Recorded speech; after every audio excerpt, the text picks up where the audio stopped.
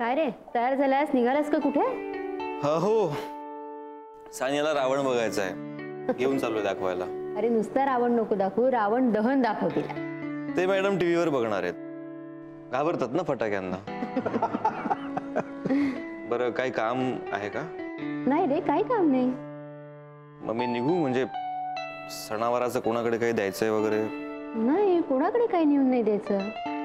तू सानियाकडे लक्ष दे. एवढ्या लांबून आले ती, तिला इथे जे काही पाहायचं असेल ना ते सगळं पाहू दे तिला. हा,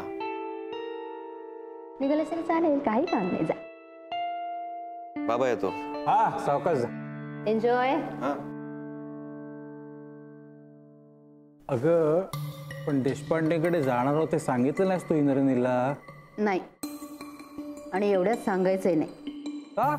किती ग्रॅम सोन्याचं पान येते ते आधी बघू आणि मग ठरवू त्याला सांगायचं का नाही. देशपांड्यांची खरी पत काय ते आज कळेल, नाहीतर पितळ उघडं पडणार त्यांचं.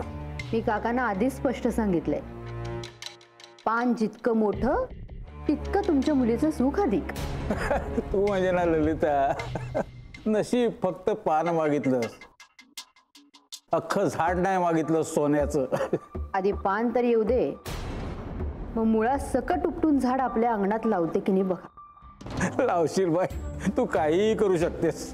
आज गाडी हवी होती, रुबाबात गेलो असतो पान आणायला. प्रयत्न केला मी, पण नाही जमलं ना. हा, पण तुझ्यासाठी टुरिस्ट कार बुक केली मी. रिक्षात तुझे केस का काहीतरी विस्कटतात ना. हे कसं बरोबर लक्षात राहतं तुमच्या?